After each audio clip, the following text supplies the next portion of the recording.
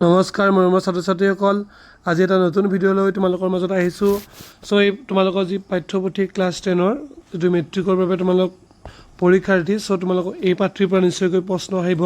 Minimum 5 marks এটা এই পাঠটোৰ পৰা তোমালোকৰ আহিব। যদি আমি যোৱাবাৰৰ কুৱেশ্যন দেখা পাওঁ, যদি চাওঁ তেন্তে কি পাম আমি? বৰগীতৰ বৈশিষ্ট্য, তাৰপিছত মৌ পাশ মানে কি, এনেকুৱা ধৰণৰ প্ৰশ্ন অহা দেখা গৈছে। চ' এইবোৰ প্ৰশ্ন ক'ৰ পৰা আহিছে? তোমালোকৰ এই বৰগীত নামৰ পাঠটিৰ পৰা আহিছে। চ' এইটো হৈছে তোমালোকৰ বৰগীত, যাক ৰাগ কিহত গোৱা হৈছে? বসন্তত গোৱা হৈছে, ৰাগ বসন্ত বুলি দিয়া আছে। তাৰপিছত শ্ৰী শ্ৰী মাধৱদেৱ দিয়া আছে। তাৰমানে এই বৰগীতটি কাৰ ৰচনা কৰা? শ্ৰী শ্ৰী মাধৱদেৱে ৰচনা কৰা। এতিয়া তোমালোকে ইমান ডিপলি পঢ়িব মানে টান ভাবিব নালাগে, কাৰণ বৰগীতৰ যিবোৰ ভাষা এইবোৰ ব্ৰজাৱলী হয়। এই ব্ৰজাৱলী ভাষাবোৰ আমাৰ কি হয়, দৈনন্দিন জীৱনত বিশেষকৈ প্ৰচাৰ নহয়, বা আমি কথা কোৱা যিকোনো ধৰণৰ যোগাযোগ ব্যৱস্থাৰ ক্ষেত্ৰত আমি এই বৰগীতৰ যি ব্ৰজাৱলী ভাষা এইবোৰ ব্যৱহাৰ নকৰোঁ।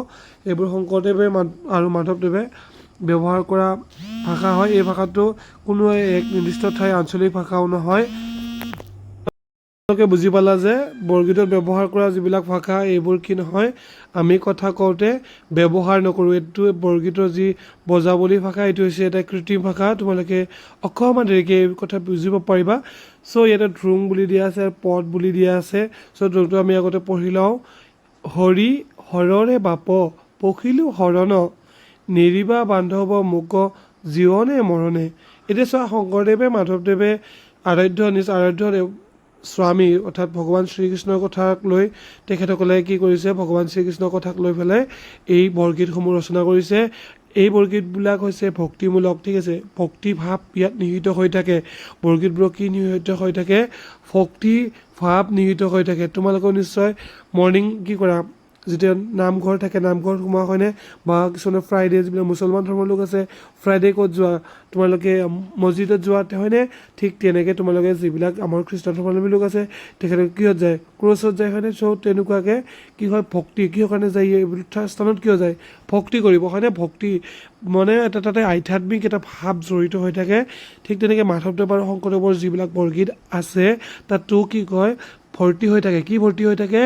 যি আমাৰ ভক্তি ভাৱ নিহিত হৈ থাকে, লগতে আধ্যাত্মিক ভাৱো নিহিত হৈ থাকে। এতিয়া প্ৰথম যি দোহাৰী দিলে, এই দোহাৰীৰ অৰ্থ তোমালোকে অকণমান যদি চোৱা, বিভিন্ন মানুহে বিভিন্ন তোমালোকক অৰ্থ প্ৰকাশ কৰিব। মই তোমালোক চেষ্টা কৰিছোঁ, তোমালোক এই অৰ্থখিনিহে ল'বা। হৰি, যি তোমাৰ কৈছে হৰি কাক কোৱা হৈছে? ভগৱান শ্ৰীকৃষ্ণৰ আন এটা নাম কি হ'ল? হৰি। মই আপোনাৰ শৰণ লৈছোঁ বুলি কৈছে। পখিলো শৰণ মানে কি? আপোনাৰ ওচৰত মই শৰণ লৈছোঁ। জীৱন আৰু মৃত্যুৰ সকলো সময়তে মোক কেতিয়াও এৰি নিদিবা বুলি কৈছে। জীৱন আৰু মৰণ মানে জীৱিত অৰ্থাৎ, আৰু মৃত্যু হোৱাৰ পিছতো যাতে ভগৱান শ্ৰীকৃষ্ণই বা হৰিয়ে কেতিয়াও যাতে এৰি নিদিয়ে তেখেতক, সেই কথাটো প্ৰকাশ কৰিব বিচাৰিছে কবিয়ে এই বৰগীতটিৰ জৰিয়তে। তাৰপিছত দিছে সনক সনন্দ যোগী যাহকো ধিয়ায়, সকল নিগমে যাক বিচাৰি নাপায়। এই দোহাৰিলে তোমালোকে মন কৰা। এই দোহাৰিৰ অৰ্থ তোমালোকে যদি চোৱা, তে কবিয়ে কি কৈছে? ভগৱানৰ আশ্ৰয় বিচাৰিছে হয়নে? তেতিয়া তোমালোকক কৈছে যে সনক অৰ্থাৎ কি হৈছে? সনন্দ আদি মহান ঋষিমুনিসকলেও যাক ধ্যান কৰে, বেদ শাস্ত্ৰই যাৰ সম্পূৰ্ণ স্বৰূপ বিচাৰি নাপায়, সেই কথাটো ইয়াত কি কৰিব বিচাৰিছে? বুজাব বিচাৰিছে। সনক আৰু সনন্দ কি হয়? যোগী মানে হৈছে ঋষিমুনি বুলি তোমালোকে এক অৰ্থত ল'ব পাৰা। সকলো নিগম যাক বিচাৰি নাপায়, তেখেতসকলেও কি কাক বিচাৰি নাপায় বুলি কৈছে? ভগৱান হৰিক বিচাৰি নাপায় বুলি কৈছে। তাৰপিছত ইয়াত দিছে সহস্ৰ বয়নে যাৰ নপায়ন্ত সীমা, অধমে জানিব কেনে তোমাৰ মহিমা। ইয়াত অধম বুলি নিজে মাধৱদেৱক ক'ব বিচাৰিছে। বুজি পাইছানে? মাধৱদেৱে নিজকে কি কৈছে? অধম বুলি কৈছে। ভগৱানৰ যি গুণ মহিমাৰ কোনো কি নাই? সীমা নাই। কোনো সীমা নাই। গুণ আৰু মহিমাৰ কি নাই? সীমা নাই। সেই অসীম মহিমা মোৰ দৰে সাধাৰণ মানুহে কেনেকৈ বুজিব বুলি প্ৰশ্ন মনত উদয় হৈছে কাৰ? শ্ৰী শ্ৰী মাধৱদেৱৰ হয়নে? এতিয়া শ্ৰী শ্ৰী মাধৱদেৱ কাৰ কিবা আছিলে? শিষ্য আছিলে। শ্ৰী শ্ৰী শংকৰদেৱৰ শিষ্য আছিলে। তাৰপিছত তোমালোকক দিয়া আছে কি দিয়া আছে চোৱাচোন, আতুৰ ভৈলুহু হৰি বিষয় বিকলে কৰিও উদ্ধাৰ মুক চৰণ কমলে। এতিয়া এই কথাখিনি তোমালোকে যদি চোৱা, ইয়াত কি দিছে, সংসাৰৰ যি মায়া মোহত পৰি মই অশান্ত হৈ পৰিছোঁ হে হৰি, এনেকুৱা ধৰণৰ কথা ক'ব বিচাৰিছে। কোনে ক'ব বিচাৰিছে? এই কথাখিনি মাধৱদেৱে ক'ব বিচাৰিছে। তাৰপিছত কি কৈছে, হে হৰি আপোনাৰ পদপদ্মৰ আশ্ৰয় দি মোক উদ্ধাৰ কৰক।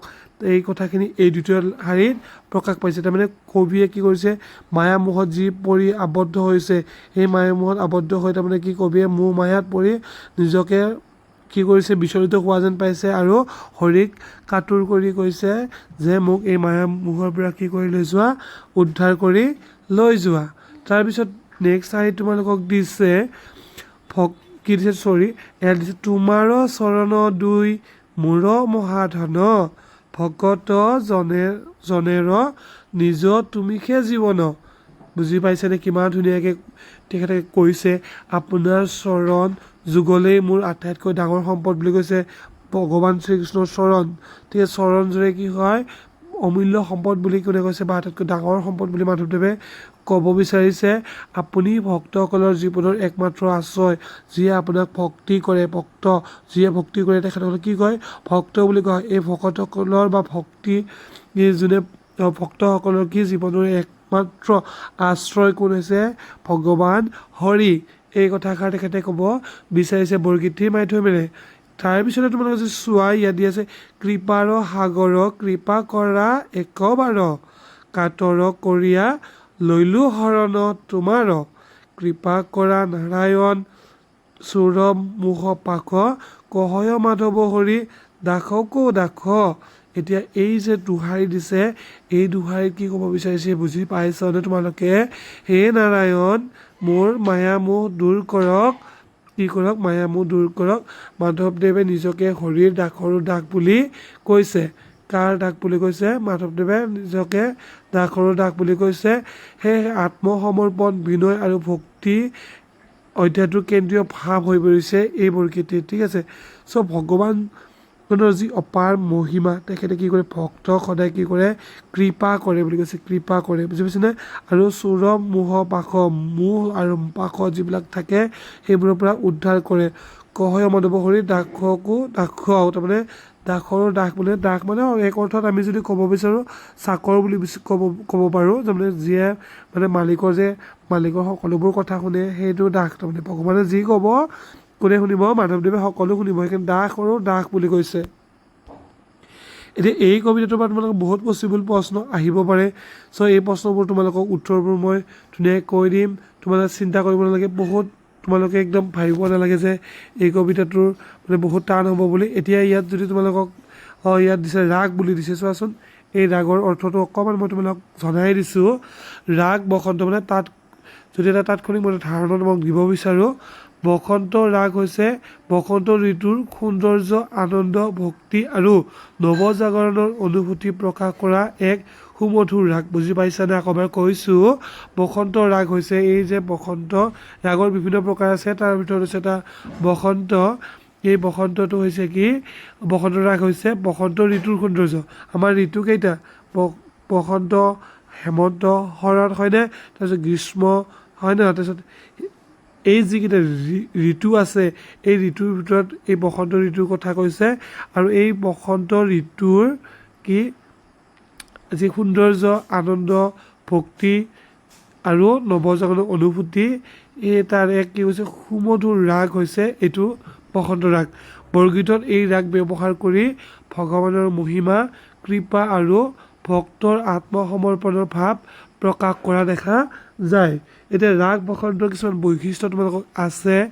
বসন্ত ঋতুৰ অনুভৱ জগাই তোলে। এই কি কৰে, এই যে ৰাগ আছে, বসন্ত ৰাগৰো কিছুমান তোমাৰ আহিব পাৰে পৰীক্ষাত। বসন্ত ৰাগৰ যদি বৈশিষ্ট্য পিছত তোমালোকে লিখিবা যে বসন্ত ঋতুৰ অনুভৱ জগাই তোলে, ভক্তি, আনন্দ আৰু শান্তিৰ ভাৱ প্ৰকাশ কৰে, বৰগীত গায়নত বহুল ব্যৱহৃত হয়, মনক প্ৰশান্ত আৰু একাগ্ৰ কৰে।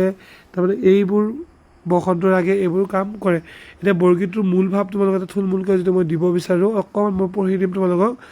ভগৱানৰ নাম শুনিলেই জীৱনৰ দুখ কষ্ট দূৰ হয়, ভগৱানৰ মহিমা সীমাহীন মানুহে নিজৰ শক্তিৰে মুক্তি লাভ কৰিব নোৱাৰে কেৱল ভগৱানৰ কৃপাৰ দ্বাৰাহে সংসাৰ সাগৰ পাৰ হ'ব পাৰে সেয়ে কবিয়ে ভগৱানৰ চৰণত আত্মসমৰ্পণ কৰিছে তাৰমানে এই যে পৃথিৱীখন আমাৰ কিমান দুখ সুখ হয়নে তোমালোকে নিজৰ অনুভৱ কৰিছা হয়তো বহুত দুখ থাকে কেতিয়াবা সুখ থাকে কিন্তু সুখবোৰ কেতিয়াও স্থায়ী নহয় আনহাতে দুখবোৰ বেছি স্থায়ী যেন লাগে কিন্তু দুখবোৰো কেতিয়াবা কিছু ক্ষেত্ৰত স্থায়ী নহয় তোমাৰ এক পলৰ কাৰণে হ'লেও সুখ বা আনন্দ অনুভৱ হয় তুমি খেলিব গৈছা ন খেলি থাকিলে তোমাৰ আনন্দ লাগি আছে হঠাৎ তুমি ক'ৰবাত আঘাত পালা তেতিয়া মনটোত কি লাগে দুখ লাগিব এইবিলাক হৈছে মায়া তেখেতৰ মতে ঠিক আছে দুখ আৰু কষ্ট এইবোৰ হয়নে এতিয়া ভগৱানৰ মহিমা কি সীমাহীন মানুহে নিজৰ শক্তিৰে কি কৰে মুক্তি লাভ কৰিব নোৱাৰে আমি যিমান চেষ্টা কৰিলেও কি মুক্তি লাভ কৰিব নোৱাৰোঁ বুলি কবিয়ে কৈছে চ' কেৱল ভগৱানৰ যদি আমাক কৃপা কৰে ঠিক আছে তেতিয়া আমি সংসাৰৰ যি